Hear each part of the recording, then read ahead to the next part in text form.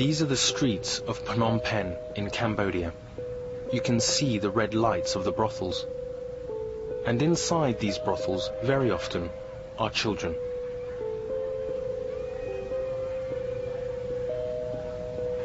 We tend to think of the sex industry in Southeast Asia only in terms of its consumers.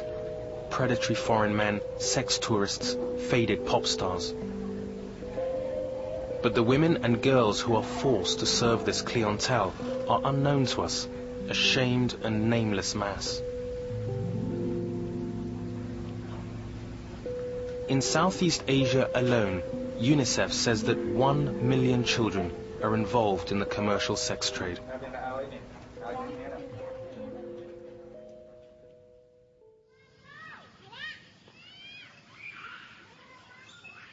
This is Kampong Cham province, 3 hours drive from Phnom Penh. Here, in isolation and relative privacy, there is a shelter dedicated to the care and rehabilitation of children who have been liberated from the sex industry.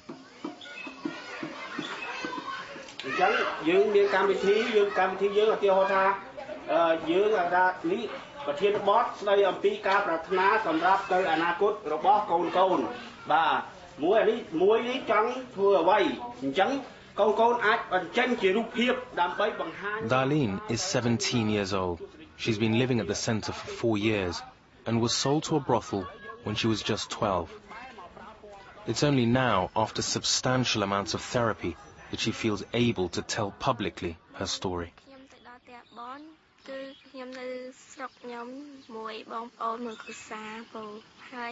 Before I went to the brothel, I was living at home with my family. My mother had died, and my father had become very angry.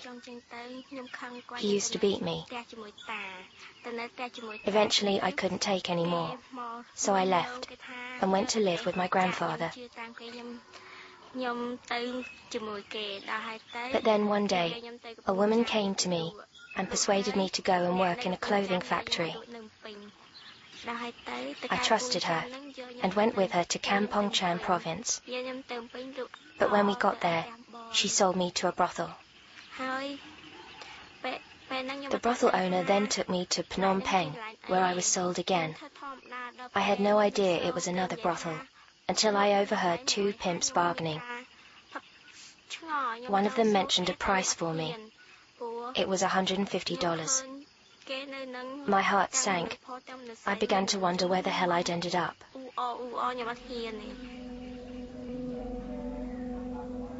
This is the brothel where Dalyn lived and worked in Phnom Penh.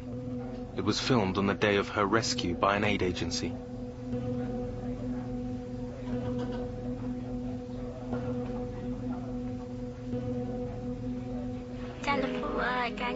I was 12 when I was first taken to the brothel.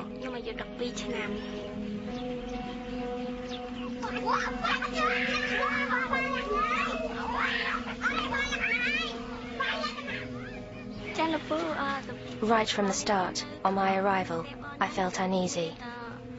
The place gave me the creeps. At first, I didn't really have anything much to do, just help out with the cooking for the brothel owners. But then one evening, a group of men came into my room. I asked them what they wanted, and they told me to go out and receive a client.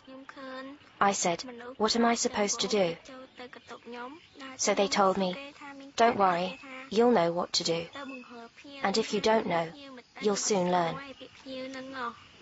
I said, I was sorry, but I came here to work in a clothing factory, not to do this kind of work. Then they started to drag me out of the room. I began shouting and calling for help. They said, "There's no point in screaming. No one's going to help you." They put a gun to my head. I begged them not to kill me.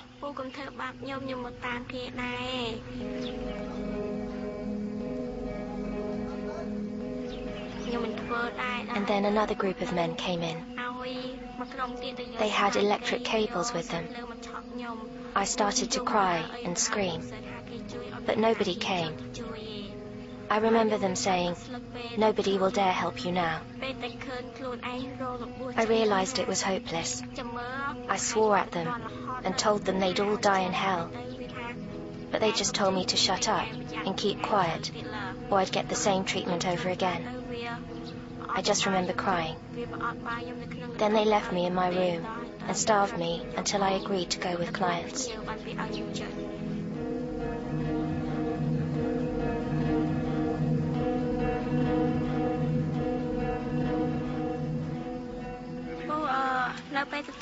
So during the days, I was kept locked in a cage beneath the brothel. They only brought me food if I went with a client, and I was only allowed out when a client came.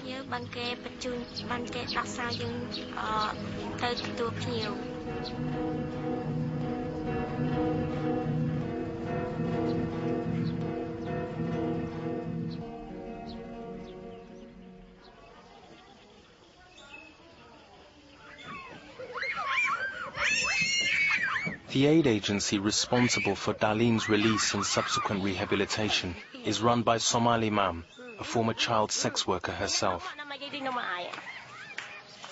She regularly